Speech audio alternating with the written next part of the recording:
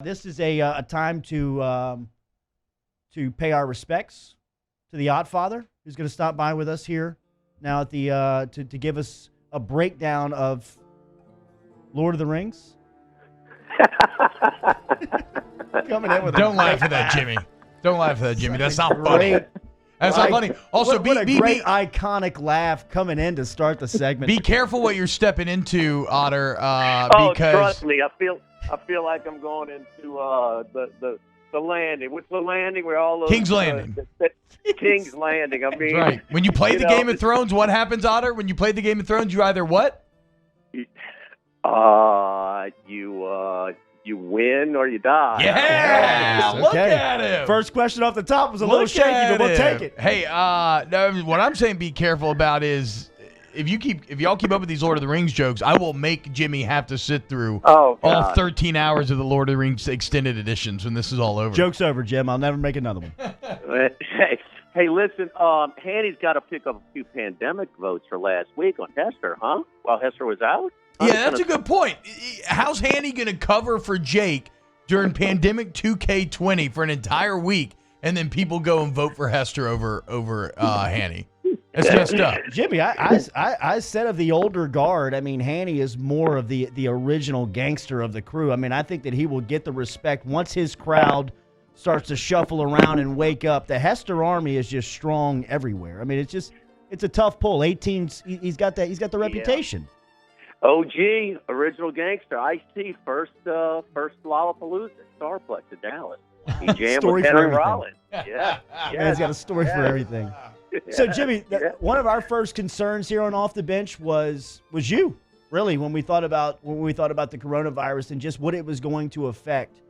I told T-Bob I cut my teeth in radio with you, and one of the skills that I learned early on was the ability to watch 4 televisions at once and to keep up with what's happening right now. You tweeted out your television scene last night, and you got a couple of sports, and then you had your assignment on. What is life like? But Jimmy, right now? What are you watching? What were the other 2 games on? Were you really just watching replays of college basketball while watching Game of Thrones? Yeah, I watched Arizona-Baltimore replay yesterday in the NFL. I watched Seattle-Pittsburgh replay and Oregon-Arizona college basketball, and while Game of Thrones is going on. So, but I've got the sound on the Sony sound bar. I mean, blasting, drinking a cocktail, watching Game of Thrones, and these people are scheming son of a gun, boy. Huh? They are. They are. They're dirty. Everybody in Game of Thrones has a little bit of grease to them, Jimmy. There's no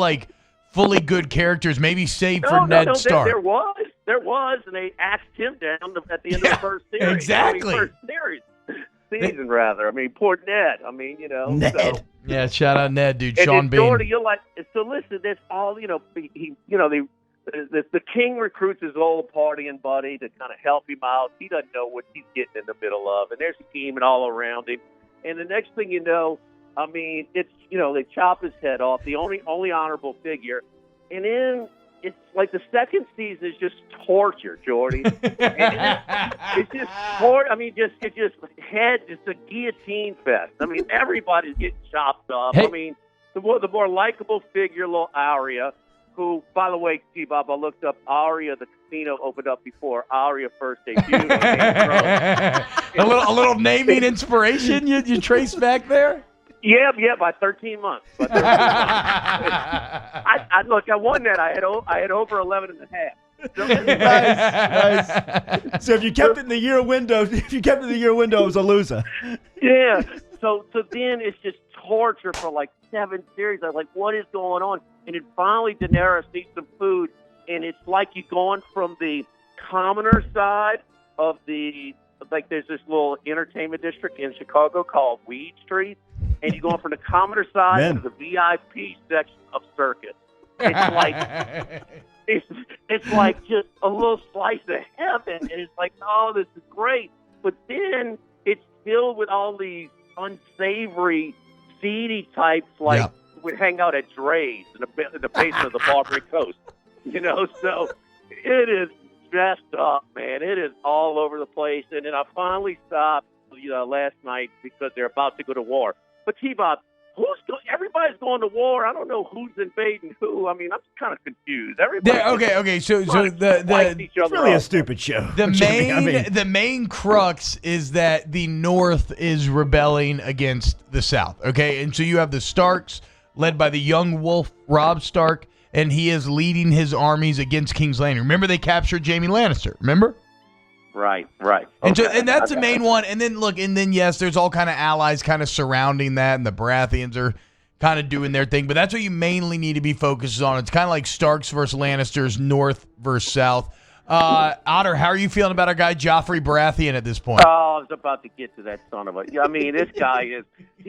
I mean, if you hate Saban, you will hate this. But this little prick hasn't earned anything. Okay, I mean, he's just got this attitude, and of course, now wait, the best was half man Tyrion. Yes, he comes back and starts giving him crap, man. Yes, I mean, mind messing with him, just the whole thing, and he's just I love the little guy. So I mean, this guy now when he's parading, was that manure that they popped him in the cheek with? Yes, yeah. The common people. That's great. That's great. And what does he do? He folds like a coward. I mean, Now, T-Bob, but this poor Arya, I mean, she's such a precious figure, and she's tortured. Is she in? Where's she at right now? Is she in Harrenhal? Is she working for the Boltons right now? Do you know? Yes, he's finally warmed up. It's better at the table. That he understands that she's imposing. She speaks. She says, she speaks too well, too proper to be a commoner. Okay, so he figures that out. But I mean, T-Bob, look. I'm a little bit of a softie when it comes to films. Maybe that's why I don't watch too much. I mean, I fight off tears for Curious George at times. I mean, this is killing me. This is killing me with this Arya. I mean, Otter, you have skills. She gets skills, fearless, and now she lives in fear. It's just terrible. You have quite the journey in front of you in terms of emotional moments. So just keep on with it. Keep it on. You're about to get. So you're at season 2, episode 8 right now. Episode 9 is generally every season when everything really goes down. So I think you're about to get maybe a little Battle of King's Landing. You got some war brewing. You're at a good point. You're at a good point, man. You just got to keep going. So I'm watching the weather's good right now. I'm watching the TVG on Sunday, and back-to-back races at Santa Anita. One horse is called the Dragon, Mother of Dragons. The other one is called help me out. What do they call her? Khaleesi. Khaleesi's dragon. So, yeah, she's running after our dragons right now. Look at you, and now you get to be like, oh, yeah, those are Game of Thrones references. I understand this. Where does Daenerys, who's your favorite character, Tyrion, Arya, or Daenerys? They tend to be kind of the big three. Daenerys or who? Tyrion, little man, Arya, your girl that you love, or Daenerys. Or maybe you have another favorite. Arya's the best.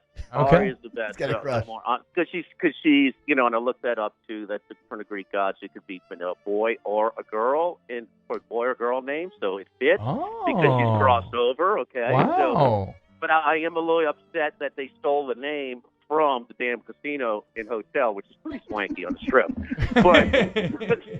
But they. Daenerys she's born into. She's entitled. She's hot. And by the way, who did is this the best set of racks in the history? I'm about to say, I think he's talking about boobs. He's trying to get somewhere. He's trying to get there. He's trying to talk about boobs without saying it. That's exactly what's going on.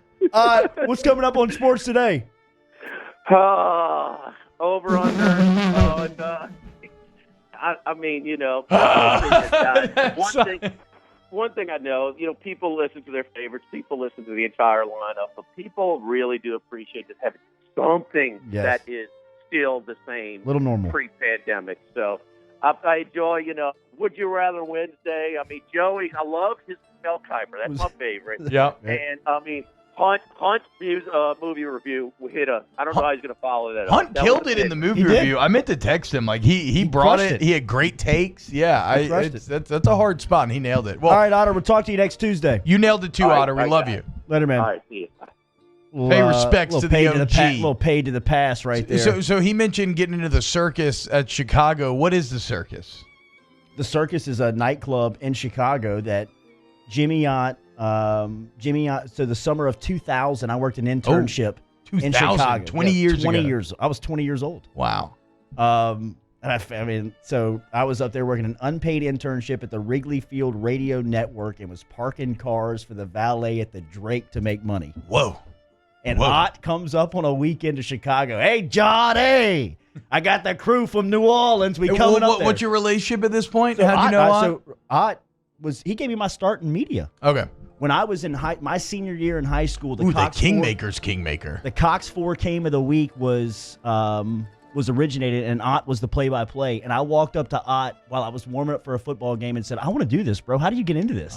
He was like, I know your uncle. Call me. And they came up to Chicago for a weekend, bro, and Ott pulled the greatest piece of BS that I ever saw in my life. And I think that this is probably the originator of, like, don't be scared of anything. Just go ask. Yeah. You know what I mean? Ott walked up to the guy and said, I'm from KTLA covering the Dodgers. My name's Jimmy Ott. Here's my statistician, Jordy. Get us in. I'm like 20 years old. Fake ID. I'm not even supposed to be there. I mean, I can't even get to the club. And the circus is like pretty exclusive, right? Pretty exclusive. I mean, like we get in there, they're shuffling us up. I'm like, Jimmy, are we getting thrown out? He's like, hell no, we ain't getting thrown out. They take us somewhere. Stay close. Stay close.